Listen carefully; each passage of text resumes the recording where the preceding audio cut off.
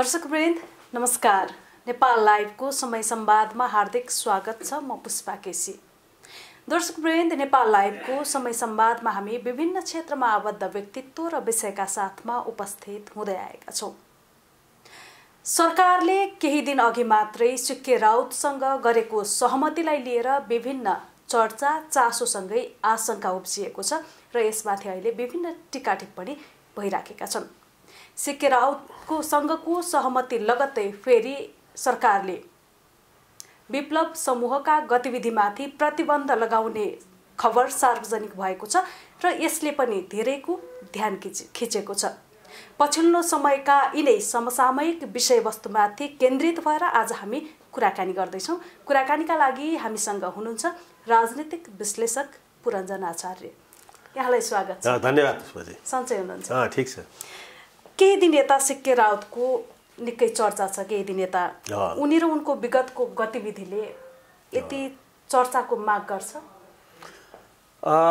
यति तपाईले जुन चाहिँ भन्नुभयो यति चर्चाको माग चाहिँ गर्ने कुरा चाहिँ गर्ने विषय हो जस्तो चाहिँ मलाई लाग्दैन। चर्चै नगर्ने विषय हो यो पनि होइन, किनभने उनी एउटा स्वतन्त्र मधेस अभियानमा थिए। त्यस सन्दर्भमा उनी पटक पटक चाहिँ थुनामा परेका थिए। थुनामा पर्दाखेरि उनी चाहिँ पटक पटक चाहिँ अदालतबाट चाहिँ रिहा पनि भएका थिए। अहिले यताका दिनमा चाहिँ उनी रिहा हुन सकिरहेका थिएनन् र उनी चाहिँ थुनामै थिए। तर अब उनको गतिविधि चाहिँ राष्ट्रिय स्तरको थिएन, उनको गतिविधि चाहिँ क्षेत्रीय स्तरको पनि थिएन। वास्तवमा उनको गतिविधि चाहिँ केही ठाउँहरूमा आइसोलेटेड चाहिँ गतिविधिहरू थियो, जहाँ चाहिँ के थियो भने उनका केही कार्यकर्ताहरू चाहिँ अब मधेस स्वतन्त्र मधेसलाई लिएर चाहिँ कुरा गर्थे। यसमा एउटा चाहिँ इन्ट्रेस्टिङ मलाई पार्ट के लागेको छ भने उनको जस्तो र्याडिकल नारा थियो स्वतन्त्र मधेसको, त्यो अनुसारको उनको गतिविधि चाहिँ थिएन। जस्तो उनी भूमिगत कहिले पनि भएनन्, उनले कहिले पनि हतियार उठाउँछु पनि भनेनन्। तर उनले के छ भन्दाखेरि चाहिँ आफ्नो एउटा वेबसाइट मार्फतबाट अब स्टेटलाई चाहिँ च्यालेन्ज गरेर म चाहिँ तराई चाहिँ छुट्टै देश बनाउनु पर्छ भनेर झन्डा, एउटा राष्ट्रिय गीत हैन, सारा कुरा चाहिँ सबै कुराहरू एउटा चाहिँ पोलिटिकल टेरिटोरी त्यो सबै क्रिएट गरेर उनले चाहिँ अगाडि बढिरहेका थिए। त्यसैलाई लिएर उनले च्याम्पियन गर्ने सन्दर्भमा चाहिँ प्रथम पटक रङ्गेलीबाट सायद समातिएका थिए। उनी विराटनगरमा थुनामा थिए, म त्यो बेला विराटनगरमै थिएँ। र त्यसपछि उनका गतिविधिहरू सरकारले जब नोटिसमा लियो तब त्यसपछि मिडियाले पनि नोटिसमा लिन्छ, संसारले पनि नोटिसमा लिन्छ। थुनिसकेपछि नेता पनि हुन्छ मान्छे हैन। त्यस्तै धेरै मानिसहरू चाहिँ राजनीतिक गतिविधिमा थुन्दा जेल जाँदा नोटिसमा पर्छन् हैन, नेता हुन्छन्। अहिले चाहिँ सिके राउतको केसमा चाहिँ उल्टो भएको छ। सिके राउतको केसमा चाहिँ के भएको छ भन्दाखेरि चाहिँ मलाई लागेको सरकारले चाहिँ सिके राउतलाई छोड्नको लागि जुन चाहिँ मतलब जुन प्रपञ्च रच्यो एक दिन अगाडि अब सुप्रिम कोर्टबाट चाहिँ सरकारकै यो प्रपञ्च अनुसार उनी अदालतबाट छुटेर सहमति भयो। एकदम त्यसमा कुनै शङ्कै छैन। यो सबै कुराहरू चाहिँ एउटा चाहिँ राज्य निर्देशित गतिविधिहरू, राज्य निर्देशित गतिविधि भन्नाले चाहिँ जुन हाम्रो संविधानमा चाहिँ सेपरेसन अफ पावरको जुन चाहिँ कन्सेप्ट छ त्यो फिलोसफी बढेको छ। त्यो फिलोसफीमाथि पनि चाहिँ आक्रमण भएको छ, किनभने पहिला सुप्रिम कोर्टबाट आदेश दिएर उसलाई छोड्ने, त्यसपछि चाहिँ अब अहिलेको रुलिङ सरकारले के जरुरी थियो उसलाई चाहिँ छोडिसकेपछि किन यति धेरै महत्त्व दिएको त सरकारले? के देख्छ? मलाई के लागेछ भन्दाखेरि चाहिँ यसमा राजनीतिक स्वार्थ चाहिँ अहिलेको सत्तामा बस्नेहरूको, खास गरी प्रधानमन्त्री के हुन सक्छ? कस्तो राजनीतिक स्वार्थ चाहिँ अहिले देख्नु भएको छ? राजनीतिक स्वार्थ भनेको के भने अब यताका केही खास गरी 2-3 वर्षदेखि तराईको एउटा प्रदेशमा, खास 2 नम्बर प्रदेशमा अहिले सत्तारूढ सरकारको अवस्था निर्वाचन परिणामले पनि भन्छ कमजोर जस्तो थियो। खास गरी खड्ग ओली जो प्रधानमन्त्री पनि हुनुहुन्छ र पार्टी अध्यक्ष पनि हुनुहुन्छ, उहाँको प्रभाव र उहाँलाई लाग्यो के भने उहाँको नेतृत्व त्यहाँ चाहिँ अलिक कमजोर, अलिक चुनौतीले भरिएको, अलिक जान नसक्ने अवस्था थियो। अब उहाँलाई लाग्न सक्छ के छ भन्दाखेरि चाहिँ एकातिर चाहिँ त्यो यो कुन पृष्ठभूमिमा भएको छ भने सिके राउतको रिहाई पछिको उनको चाहिँ स्टेटले दिएको उनलाई चाहिँ त्यो हिरो बनाउने एउटा प्रपञ्च र त्यसपछि लगत्तै भइरहेका घटनाक्रमहरूले चाहिँ कुन पृष्ठभूमिमा भएको छ भने रेशम चौधरीको चाहिँ निर्णय, जिल्ला अदालत चाहिँ को निर्णयपछि यो सबै घटनाहरू भएको छ। रेशम चौधरी भनेको चाहिँ एउटा टिकापुरमा एउटा घटना हो, त्यहाँ चाहिँ 7-8वटा मान्छेहरू चाहिँ मृत्यु हो। त्यसले गर्दा थारू कम्युनिटीहरू चाहिँ अलि मतलब होस्टाइल भएका थिए हैन। त्यो कुरालाई पनि ड्यामेज कन्ट्रोल गर्न सक्छु म सीके राउतलाई छोडेर। मसँग चाहिँ तराईन कम्युनिटीका विभिन्न आदिवासी जनजातिहरू जुन ढङ्गले चाहिँ तराईन कम्युनिटी रिसाएका छन् प्राइम मिनिस्टरसँग र मधेसीहरू, म त्यो ड्यामेज पनि कन्ट्रोल गर्न सक्छु। र कता कता के देखिन्छ भन्दाखेरि चाहिँ भोलिको दिनमा सीके राउतलाई चाहिँ अहिले भइरहेको चाहिँ प्राइम मिनिस्टर या कम्युनिस्ट पार्टीको अध्यक्षले भोलिको दिनमा आफ्नो अनुकूल प्रयोग गर्न सक्छु भन्ने अति विश्वासमा, ओभर कन्फिडेन्समा चाहिँ यो सबै चाहिँ प्रपञ्च रचिएको हो कि भन्ने चाहिँ शंका। यसमै पनि अहिले सम्झौतामा उल्लेख भएका केही शब्दहरूलाई लिएर पनि निकै चर्चा र यो एउटा चिन्ता आशंका पनि उब्जाएको छ। यो कति आवश्यक छ? चिन्ता र आशंका मात्रै छ र यसलाई लिएर अब जसले चाहिँ भनौँ न पार्टी अध्यक्ष र प्रधानमन्त्रीकै पार्टीका थुप्रै मानिसहरूले, अब मैले भीम रावलको सुनेको छु, नारायण काजी श्रेष्ठको सुनेको छु हैन, उहाँहरूले चाहिँ प्रधानमन्त्रीको अभिव्यक्तिलाई लिएर चाहिँ स्वयं चाहिँ पुष्पकमल दाहालजीको पनि धेरै सन्तुष्ट विचारहरू आएका छैनन्, सन्तुलित पनि छैनन्। जसरी चाहिँ अब सीके राउतसँग चाहिँ भनौँ न तुलना गरिएको छ। यी सबै प्रकरणबाट के देखिन्छ भने यसमा चाहिँ एउटा एकाङ्की रूपमा अहिलेको प्रधानमन्त्री र पार्टी कम्युनिस्ट पार्टीको अध्यक्षले आफ्ना पार्टीको र्याङ्क एन्ड फाइलमा पनि अन्तर्क्रिया नगरी, त्यहाँबाट पनि कन्फिडेन्स नलिकन, अब यो अगर साँच्चै नै चाहिँ यो सीके राउतको चाहिँ जुन मुद्दाले स्वतन्त्र मधेसै सृजना हुन थालेको थियो र यत्रो चुनौतीले भरिएको थ्रेट थियो हाम्रो चाहिँ सोभरेन्टीमाथि, हाम्रो चाहिँ राष्ट्रिय अखण्डतामाथि भने यो चुनौतीलाई सामना गर्नको लागि चाहिँ प्रधानमन्त्री पद मात्रै काफी छैन, अपोजिसनसँग पनि चाहिँ त्यतिकै चाहिँ अब कन्फिडेन्स लिनु पर्थ्यो, त्यहाँको विश्वास पनि लिएर गर्नु पर्थ्यो। अब देखिन्छ के भन्दाखेरि चाहिँ एकातिर यो एकदमै ठुलो हाईमा चाहिँ यसलाई चाहिँ प्रस्तुत गरिएको छ, अर्कोतिर त्यसको लागि चाहिने राज्यले गर्ने तयारीहरू एउटा कन्सेन्ससको जुन चाहिँ पोलिटिक्स चाहिने हो आफ्नै पार्टीभित्र पनि, अपोजिसनसँग पनि, नागरिक समाजसँग पनि, मिडियासँग पनि, इन्टरनेसनल कम्युनिटीसँग पनि यी यावत कुराहरूलाई चाहिँ फेरि महत्त्वहीन ठानिएको छ। त्यसैकारण यहाँले भन्न खोज्नु भएको चाहिँ प्रधानमन्त्रीको एक्लो यसमा चाहिँ स्वार्थ, मलाई लाग्छ यसमा चाहिँ प्रधानमन्त्रीले या त अब उहाँको ओभर कन्फिडेन्स भयो र उहाँ चिप्लिनु भएको छ, आफ्नै पार्टीबाट पनि उहाँले च्यालेन्ज फेस गर्नुभएको छ, या उहाँले के छ भन्दाखेरि चाहिँ म यी सबै कुराहरूलाई चाहिँ यी सबै चाहिँ आउने सम्भावित चाहिँ चुनौतीहरूलाई फेस गर्न सक्छु र म सीके राउतलाई चाहिँ भोलिको दिनमा चाहिँ 2 नम्बर प्रदेशको चाहिँ कम्युनिस्ट पार्टीको आफ्नो पार्टीको या आफ्नो लागि चाहिँ एउटा इन्स्ट्रुमेन्ट बनाउन सक्छु र अब जस्तो मिडियाहरुमा आएको छन् कति विश्वास गर्ने चाहिँ आउने सम्भावना चाहिँ किसिमले पनि आएको छ, कतिको सम्भावना अहिले त्यो देखिन्छ। जुन ढङ्गले प्रधानमन्त्री र पार्टी अध्यक्ष जुन ढङ्गले चाहिँ अब सीके राउतलाई महत्त्व दिनुभएको छ, जुन ढङ्गले त्यो महत्त्व दिइसकेपछि उहाँले चाहिँ अब गरुडा भन्ने रौतहटको ठाउँमा गएर आमसभामा बोल्नु भएको छ, जुन ढङ्गले सीके राउत चाहिँ अब जनकपुरमा प्रवेश गरेका छन् हैन, जुन महत्त्वका साथ अब त्यो सबै हेर्दाखेरि तर फेरि सीके राउत त स्वतन्त्र गठबन्धनकै नाममा त्यहाँ र्यालीहरु आयोजना भएको खबरहरु आएको छ। यस्तो छ नि, विगत झन्डै 5-7 वर्षदेखि सीके राउतले गरेको गतिविधि भनेको त स्वतन्त्र मधेसकै हो। आज उनले पो जेलबाट निस्किन साथ या चाहिँ सुप्रिम कोर्टले छोड्न साथ उनले यहाँको प्रधानमन्त्रीसँग या राज्यसँग एउटा ह्यान्डसेक गरे हैन। तर उनको कार्यकर्ताहरु त सबै मेसेज त पुगे छैन। कार्यकर्ताहरुलाई त उनले के भनिरहेका छन् भने अहिलेसम्म, किनभने ती र्याडिकल भएका कार्यकर्ताहरुलाई उनले चाहिँ के भनिरहेका छन् भने होइन, जनमत संग्रह, लोकमतमा आधारित जनमत संग्रह चाहिँ गर्ने व्यवस्था भएर म छुटेको हुँ भनेका छन्। अब यो कतिपयले आशंका गरे जस्तो यो जनमत संग्रहको लागि चाहिँ यसले यो सहमतिले बाटो खोलेको हो। अब इन्टरप्रिटेसन त दुई किसिमको आइहाल्यो नि हैन। इन्टरप्रिटेसन चाहिँ एक पक्षले के भन्यो भने जनमत संग्रहको बाटो खोलिएको र खुलाउन सकेको हुनाले म जेलबाट छुटेको भने, मैले सम्झौता गरेको 11 बुँदे भने। राज्यले के भन्यो भने जनमत संग्रहको त कल्पना पनि छैन, हुनै सक्दैन भन्यो। भनेपछि चाहिँ भाषागत त्रुटि भएको त्यहाँ देखियो हैन। या अब तर के अर्को मैले एंगलबाट मैले हेर्दाखेरि मलाई चाहिँ के लाग्छ भने जनमत संग्रहमै लिएर जाने खालको सीके राउतको चाहिँ आन्दोलन पनि थिएन। सीके राउतको चाहिँ पर्सनालिटी पनि होइन। राज्यले पनि त्यो बाटोमा गएको भन्ने कुरामा म व्यक्तिगत रूपमा पनि विश्वास गर्दिनँ।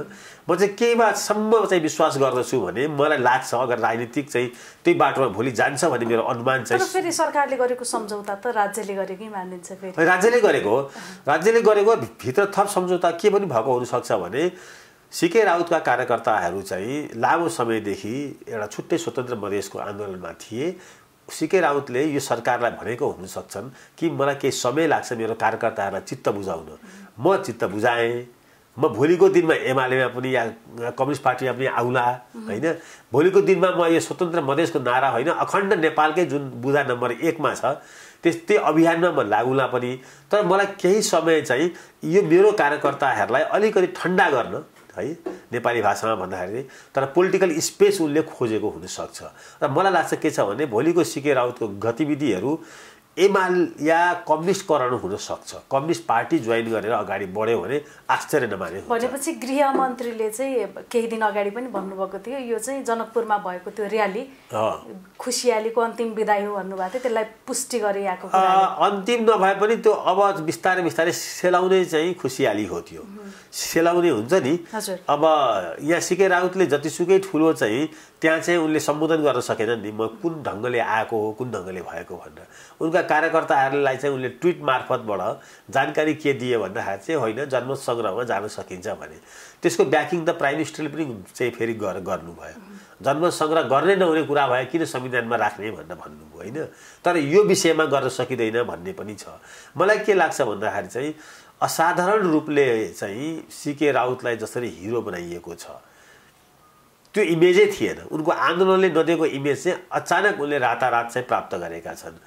तर यसमा एउटा खुसीको कुरा चाहिँ के छ भने असहमत पक्षहरू पनि अगर यो संविधान अन्तर्गत आउँछन् भने यो संविधानलाई मान्दछन् भने देशको चाहिँ एउटा अखण्डतालाई मान्दछन् भने जसरी चाहिँ बुँदा नम्बर 1 ले चाहिँ सीके राउत मानेका देखिन्छन् त्यो हो भने चाहिँ यो स्वागतयोग्य कदम हो। स्वतन्त्र मधेस गठबन्धनलाई चाहिँ यो गैर कानुनी तर सरकारले यसलाई मान्यता दियो भन्ने किसिमबाट पनि यसको कुराहरू उठिराखेको छ। यसको आगामी प्रभाव कस्तो देख्नुहुन्छ यहाँ? यसमा कति सहमत हुन सकिन्छ? मलाई चाहिँ यो स्वतन्त्र मधेस अगाडि बढ्छ जस्तो लाग्दैन। यसको प्रभाव पनि अगाडि बढ्छ जस्तो लाग्दैन हैन। तर के छ भन्दाखेरि चाहिँ केही भाषागत केही त्रुटिहरू निश्चित रूपमा भएकै हुन्। यसलाई जसरी पनि इन्टरप्रिटेसन गर्न सकिन्छ नै। ती त्रुटिहरू अब स्वाभाविक मानवीय त्रुटिहरू पनि हुन्छ, कहिलेकाहीँ भाषालाई चाहिँ जतातिर बङ्ग्याए पनि हुन्छ हैन। तर एउटा कुरा के छ भन्दाखेरि चाहिँ यो स्वतन्त्र मधेस भन्ने शब्द पनि नलेखेको भए हुन्थ्यो भन्ने मलाई लाग्छ। स्वतन्त्र मधेसको उनी आन्दोलनमा थिए भनेर लेख्ने बित्तिकै एउटा के हुन्छ भने त्यसले चाहिँ आज सीके राउतले सरेन्डरै गरेरे सम्पूर्ण कुरा गर्दा गर्दै पनि त्यो बिउ चाहिँ कता कता त्यो फिलिङ्स चाहिँ राज्यले चाहिँ के थियो भने हो यो हिजोको दिनमा स्वतन्त्र मधेसकै आन्दोलन थियो, स्वतन्त्र मधेस स्वतन्त्र नेपालकै आन्दोलन हुन बाँकी छ नि। महिलाहरू स्वतन्त्र हुन बाँकी छ, दलितहरू हुन बाँकी छ हैन। स्वतन्त्र मधेसको आन्दोलनसँग आपत्ति होइन, तर मधेसीहरू मात्रै चाहिँ स्वतन्त्र हुनुपर्छ मधेसमा। के मधेसमा त 40-60 छ नि। मधेसमा पहाडे संस्कृतिका मान्छेहरू पनि 40% बस्छन्। आज नेपालको कुनै यस्तो भूभाग छैन जहाँ एउटा जातिको वर्चस्व होस्, छैन नि कहीँ पनि हैन। सबैतिर ओभरल्यापिङ छ, पहाडमा पनि तराईमा पनि मधेसमा पनि।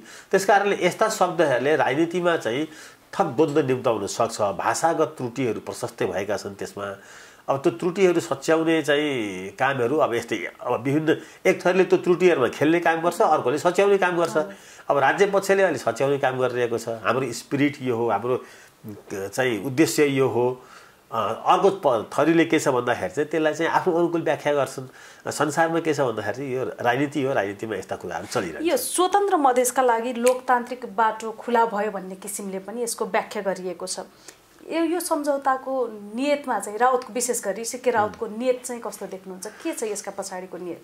अब हेर्नुहोस् यो नेपालमा यो उनको नियत अब अस्तिको सम्झौता 11 बुँदे हेर्दाखेरि चाहिँ यो सर्टकट मेथडबाट धेरै चाँडै चाहिँ राष्ट्रिय स्तरको नेता बन्ने चाहिँ नियत देखेँ मैले चाहिँ। नभए उनले पनि जब उनी चाहिँ साँच्चै नै सुप्रिम कोर्टमा रिहा भए म चाहिँ खड्ग ओलीले गर्ने कुनै पनि चाहिँ मञ्चमा बस्दिनँ। म जबसम्म स्वतन्त्र मधेस एउटा छुट्टै देश हुँदैन जस्तो उनको ब्यानरमा त्यहाँ नारा थियो म यो स्टेटसँग कुरा गर्दिनँ भन्न पनि सक्थेँ। एउटा त्यो बाटो थियो, थप उनको अभियानको एउटा र्याडिकल बाटो। त उनले जब चाहिँ टाई लगाएर कोट लगाएर चाहिँ दौरा सुरुवाल लाउने चाहिँ अब यो राज्यको प्रतिनिधिहरूसँग हात मिलाएर 11 बुँदे गरिसकेपछि मलाई उनको नियत चाहिँ के लाग्छ भने भोलिको दिनमा मन्त्री हुने, भोलिको दिनमा उनको नियत चाहिँ भोलिको दिनमा यही सरकारको एउटा पार्ट भएर बस्ने, आफ्ना अहिलेका र्याडिकल बनाएका कार्यकर्ताहरूलाई बिस्तारै बिस्तारै चाहिँ त्यसमा चाहिँ त्यसलाई खरानी बनाउने हैन पानी खन्याउने र आफ्नो अब अभियानको चाहिँ नयाँ ढङ्गले रूपान्तरण भयो भनेर अब नयाँ सोच र नयाँ दृष्टिकोण सहित चाहिँ सीके राउत चाहिँ भोलिको दिनमा तराईमा आएछन् भने हैन आफ्नो ती झण्डाहरू सबै बिसाएर आफ्नो ती वेबसाइटहरू सबै हटाएर स्वतन्त्र मधेसलाई चाहिँ त्यो तिलाञ्जली दिएर आएछन् भने अचम्म नमाने हुन्छ। अब अर्को कुरा पनि छ, सीके राउतले मधेसलाई युएनपिओमा दर्ता गरिसकेका छन्, जहाँ चाहिँ मधेसको स्ट्याटस ताइवान, तिब्बत, क्याटलोनिया लगायत देशहरूको जस्तै रहेको छ। यो कति खतरापूर्ण देख्नुहुन्छ यसलाई चाहिँ? होइन, अब उनी अब संसार बुझेका मान्छे हुन् हैन, उनी चाहिँ अब लेख्न पढ्न पनि चुस्त दुरुस्त मान्छे हो। उनलाई ती सबै हो भन्दाखेरि चाहिँ विभिन्न कम्युनिटिजहरूमा चाहिँ उनीहरूले त्यो कम्युनिटीहरूलाई र्याडिकलाइज गर्नको लागि उनीहरू चाहिँ अत्यन्तै धेरै चाहिँ अहिले सीके राउतसँग भएको सम्झौतालाई त्यही अनुसार लिन सकिन्छ। त्यो अनुसार अब सीके राउतलाई चाहिँ हिजोको दिनसम्म जुन ढङ्गले स्वतन्त्र मधेसको आन्दोलनमा चाहिँ पश्चिमाहरूको चाहिँ थियो, अहिलेको सहमतिमा चाहिँ के देख्नुहुन्छ? अहिलेको सहमतिमा पश्चिमाहरूको त्यो इन्ट्रेस्टमाथि चाहिँ पानी खनाएको देख्छु म अहिलेकोमा चाहिँ। अहिले चाहिँ यो अगर यो यति धेरै अपारदर्शी, गोप्य र चाहिँ अचानक भए जस्तो किन भएको छ भने सम्भवतः सरकारलाई पनि के लाग्यो भने सीके राउतलाई त्यो मञ्च दिएर त्यसो गर्दाखेरि चाहिँ अलि ढिलो गर्ने, सबैको कन्सल्ट गर्ने, सबैतिर सोधेर जाँदाखेरि यो पश्चिमा राष्ट्रहरूले चाहिँ यो हुन दिँदैनन्, त्यसै कारण यसलाई गुपचुप रूपमा गर्नुपर्छ भनेर यो बेनिफिट अफ डाउट चाहिँ प्रधानमन्त्रीलाई दिउँ। यो असन्तुष्ट पक्षलाई सहमतिमा ल्याउँदाखेरि उसका माग, उसको आगामी रणनीतिहरू लगायत विषयमा धेरै बहस हुने गरेका छन्, जस्तो कि अब माओवादीलाई शान्ति प्रक्रियामा ल्याउँदाखेरिको अवस्था होस् या अन्य विषयहरू। तर एकाएक सीके राउतलाई चाहिँ अहिले जसरी यो प्रक्रियामा ल्याइयो, यसमा अन्य के कारणहरू छन्? जस्तो प्रधानमन्त्रीको मैले भनिहालेँ हेर्नुहोस्, यसमा प्रष्ट रूपमा चाहिँ सबै कुरा, पहिलो कुरो त बेनिफिट अफ डाउट प्राइम मिनिस्टरलाई दिँदै, यो राज्यलाई दिँदै यहाँ पश्चिमाहरूले धेरै चलखेल नगरून्। फेरि यो एउटा माइनोरिटी कम्युनिटी जो चाहिँ हिजो चाहिँ अब मधेसको नाममा, स्वतन्त्र मधेसको नाममा स्वतन्त्र देश क्रिएट गर्न खोजिरहेको थियो, यसलाई म ल्याउँदैछु, मेन स्ट्रिममा ल्याउँदैछु र यसलाई ल्याउनको लागि चाहिँ धेरै किसिमले कन्सल्टेसन गर्न थाल्यो भने संयुक्त राष्ट्रसङ्घले पनि बिगार्छ, पश्चिमाहरूले पनि बिगार्छन्, आफ्नै पार्टीका साथीहरूले पनि बिगार्छन्। त्यसै कारणले यसलाई चाहिँ यो म मेन स्ट्रिममा ल्याइहाल्छु भनेर एउटा यो बेनिफिट अफ डाउट राज्यलाई दिउँ। अर्को, प्रधानमन्त्रीको या नेपाल कम्युनिस्ट पार्टीको एउटा निहित स्वार्थ के हुन्छ भन्दाखेरि चाहिँ प्रदेश नम्बर 2 मा चाहिँ मधेसवादी क्षेत्रीय पार्टीहरू बलियो छन्। म सीके राउतलाई हिरो बनाएर जेलबाट पनि छुटाउँछु, थुनामुक्त पनि गराउँछु र हिरो पनि बनाउँछु र यसको योसँग भएको पोटेन्सियलिटी जुन योसँग चाहिँ एउटा भनौँ असीम ज्ञान छ भनिन्छ हैन, हार्वर्ड, अक्सफोर्ड सब पढेको, इन्टरनेसनल कनेक्सन छ भनिन्छ, जुन आइरहेछ बाहिर एउटा चाहिँ मिथ क्रिएट गरिएको छ उसको बारेमा। ती सबैलाई के छ भन्दाखेरि चाहिँ कम्युनिस्ट पार्टीको पुँजी बनाउँछु र 2 नम्बर प्रदेशमा भोलि चाहिँ मेरो चाहिँ भरपर्दो एउटा ब्रह्मास्त्र चाहिँ सीके राउत हुनसक्छ भनेर खड्गु ओलीजी प्रधानमन्त्रीको रूपमा मात्रै होइन, पार्टी अध्यक्षको हैसियतले पनि आफ्नो पार्टीको प्रभाव विस्तार गर्न पनि उसलाई प्रयोग गर्न सक्नुहुन्छ। भोलि त्यस्तो लक्षणहरू बाहिर आइ पनि रहेछ, भोलि अप्पर हाउसमा ल्याउने 1 वर्षपछि हैन। त्यसकारणले दुईटा कुरा यो भयो। अब तेस्रो कुरो के छ भनेर भन्दाखेरि चाहिँ साँच्चै नै के छ भने असन्तुष्टिहरू छन् तराईमा, असन्तुष्टिहरू नभएका होइनन्। तराईका खास गरी युवाहरू यो देश त हाम्रो हो, यो राज्य चाहिँ हाम्रो होइन भन्ने नारामा धेरै हदसम्म कोही रिजनल पार्टीमा गएको छन्, ती रिजनल पार्टीमा जानेहरू पनि फ्रस्ट्रेट छन्, कोही चाहिँ के छ भने बन्दुकै उठाउनुपर्छ भन्ने पनि छन्, धेरैजनालाई त अब नेगोसिएसनमा आएका पनि छन्। अब तराईको त्यो फ्रस्ट्रेसन अझ बढेर सीके राउतले बन्दुकै उठाउने स्थिति नआओस्, भोलि चाहिँ अब नेपाल र भारतको सीमा जोडिएको छ, भारतले यसमा पनि खेल्न नपाओस्, जुन नेपालमा सधैँभरि एउटा कन्स्पिरेसी थ्योरी पोलिटिक्समा आउँछ कि चाहिँ यहाँ सत्ता पक्षको विरुद्धमा एउटा जहिले पनि बन्दुक उठाउने पार्टी राख्नुपर्छ, जस्तो अहिले विप्लवलाई पनि त्यो भनिन्छ हैन, यो चाहिँ इन्डियन डिजाइन हो पनि भनिन्छ हैन। त्यस्तै चाहिँ के छ भन्दाखेरि चाहिँ अब तराईको मधेसवादी पार्टी चाहिँ सधैँभरि चाहिँ बाहिर बसिरहँदाखेरि त्यसले के हुन्छ भने एउटा कलरको बेनिफिट, अर्को चाहिँ ओपन बोर्डरको बेनिफिटले त्यो भोलि क्यान्सरको रूप भएर एउटा मुलुक चाहिँ साँच्चै नै सेपरेटिस्ट मुभमेन्टमा जान सक्ने तराई चाहिँ खतरा जुन ढङ्गले चाहिँ लामो समय चाहिँ श्रीलङ्कामा चाहिँ तमिलहरूले गरे, त्यसलाई चाहिँ म चाहिँ एड्रेसै गर्छु क्विकली भनेर भन्न पनि सही हुन्छ। त्यसकारणले अब हेर्नु यो जे भएको छ अल्टिमेट गोल चाहिँ यो भाषामा त्रुटि भएको छ, नियतमा खराब छ भने भिन्दै कुरा हो। सही बाटोमा छ यो सहमति? यो ठिक बाटोमा छ, त्यति खराब बाटोमा छैन। केही कमी कमजोरी भएको छन्, केही त्रुटिहरू भएको छन्, यो धेरै खराब बाटोमा छैन। यसले चाहिँ सीके राउतलाई झन् शक्तिशाली देखायो भन्ने किसिमबाट पनि विश्लेषण, व्याख्याहरू, टिप्पणीहरू भइरहेको छ। पक्का कुरा हो त्यो। सीके राउतको मैले अघि भने सीके राउतको इमेज चाहिँ जुन थियो नेपालमा, सीके राउतको चाहिँ जुन पर्सनालिटी थियो नेपालमा, उनले उठाएका जुन एजेन्डाहरू थिए ती एजेन्डाहरू कहीँ इस्टाब्लिस भइरहेका थिएनन्। तर अब त्यो एजेन्डाहरूलाई मैले एड्रेस गरेँ भनेर राज्यले जुन ढङ्गले सीके राउतको पर्सनालिटी प्रोजेक्सन गरेको छ, त्यो चाहिँ भोलिको दिनमा उनीबाट केही अरूै काम लिनको तयारी चाहिँ देखिन्छ पार्टीको।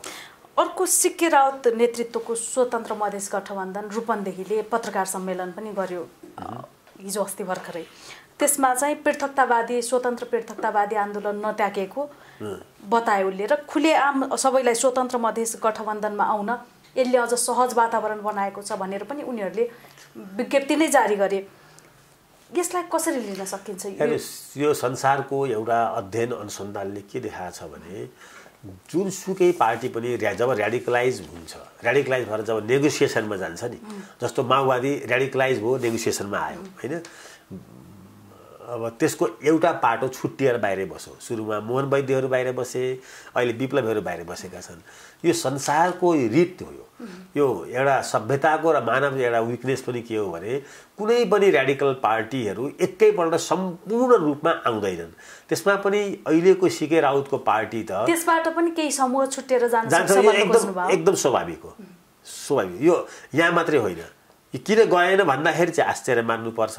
यो जानु चाहिँ स्वाभाविकै हो, चाहे त्यो माओवादी होस्, चाहे इन्डियाको नक्सलवादी आन्दोलन होस्, चाहे यो संसारको कुनै पनि पार्टी जब र्याडिकलाइज हुन्छ, अत्यन्तै उग्र नारा, उग्र विचार, हतियार बोक्ने, भूमिगत शैली, बम पड्काउने यस्तो हुन्छ र ऊ कुनै न कुनै बिन्दुमा गएर राज्यसँग चाहिँ एउटा सम्झौता गर्छ भने त्यो सम्झौताको विरुद्धमा नै टेकेर अर्को एउटा समूह कति ठुलो हुन्छ, कति सानो हुन्छ, त्यो समय र त्यो एजेन्डामा फरक पर्छ होइन, तर त्यो हुन्छ। त्यो नहुनु चाहिँ आश्चर्य हो। यो अहिले रूपन्देहीले गर्यो भने कुनै आश्चर्य। यो युएनपिओ पछि अब चाहिँ फेरि युएनमा पनि सजिलै सहकार्य र प्रतिनिधित्व गर्ने बाटो खुलेको छ भनेर पनि उनीहरूले नै त्यो विज्ञप्ति जारी गरेका छन्। यो कति खतरापूर्ण देख्नुहुन्छ यसलाई? अब यसमा चाहिँ हेर्नुहोस्, अब राज्य चाहिँ कति कुन ढङ्गले आफूलाई चाहिँ अन्तर्राष्ट्रिय रूपमा प्रस्तुत गर्दछ।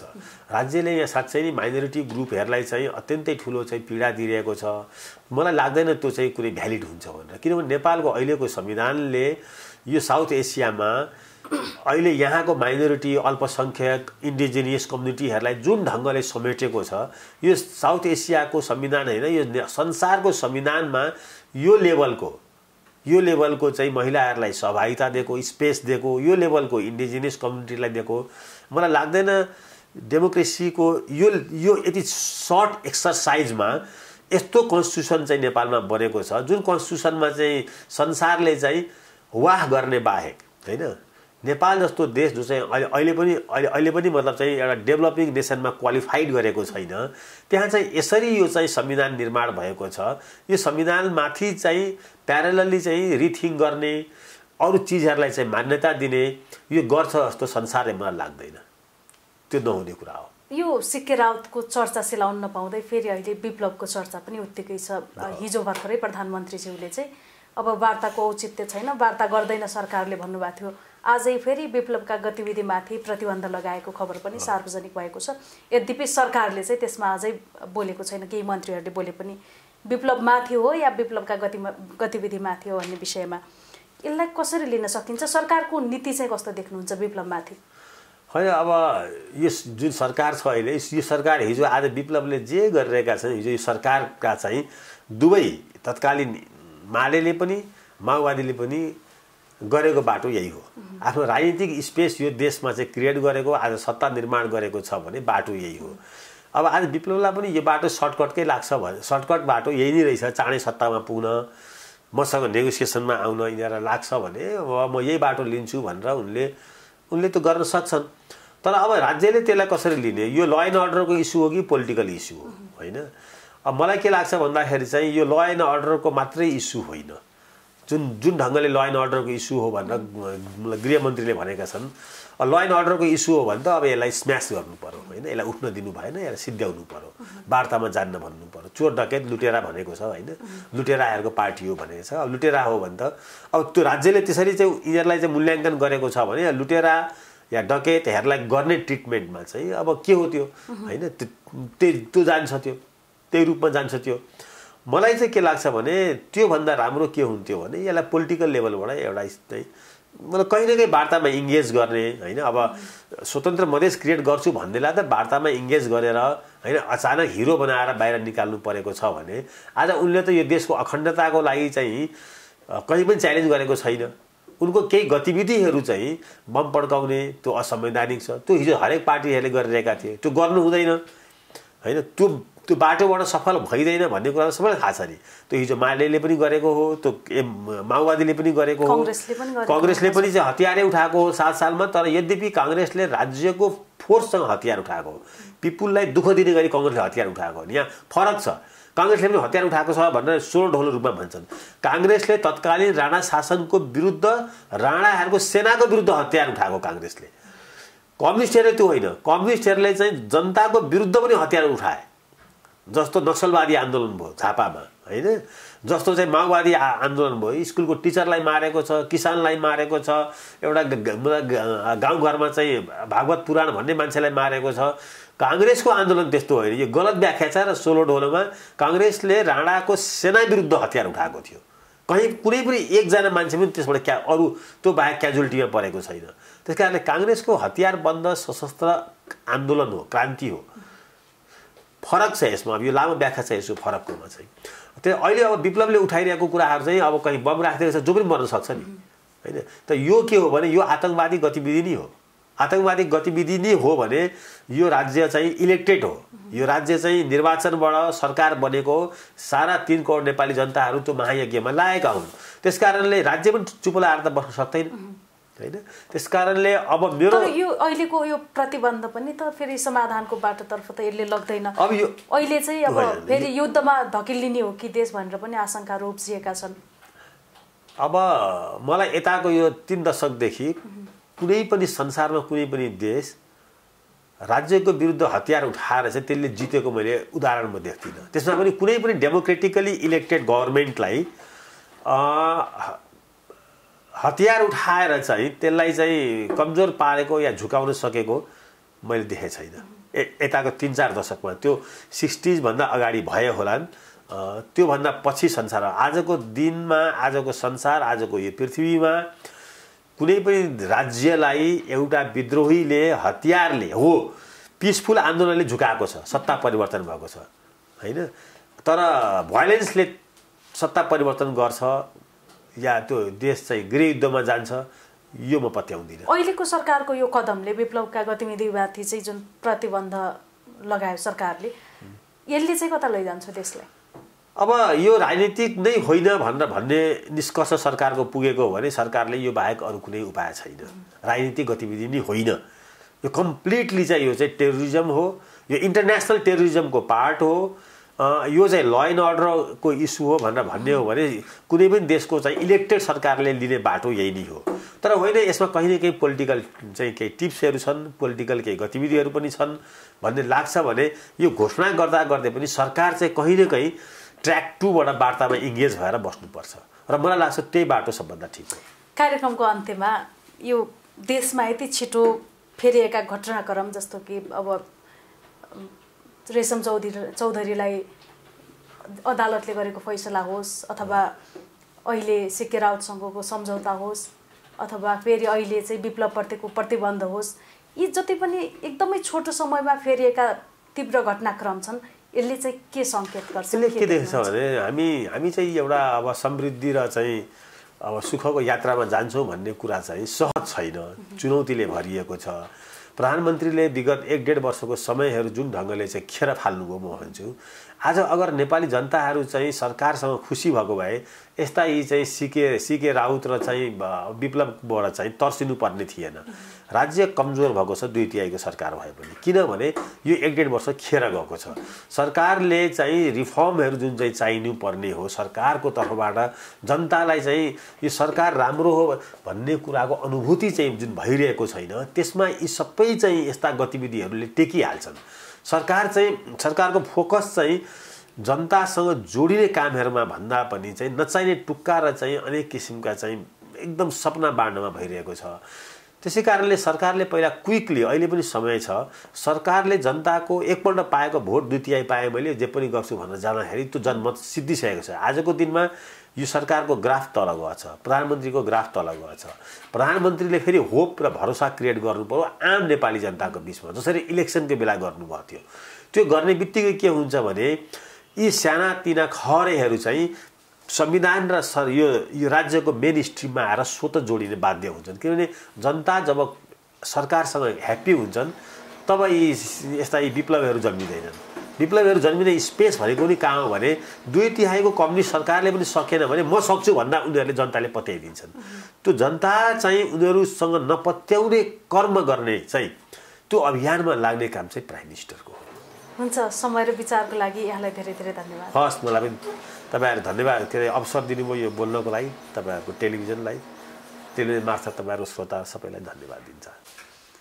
दर्शकवृन्द, नेपाल लाइभको समय संवादमा आज हामीसँग हुनुहुन्थ्यो राजनीतिक विश्लेषक पुरञ्जन आचार्य। नेपाल लाइभको समय संवाद आज यति नै। अर्को विषयवस्तुका साथमा हामी फेरि उपस्थित हुने नै छौँ। नमस्कार।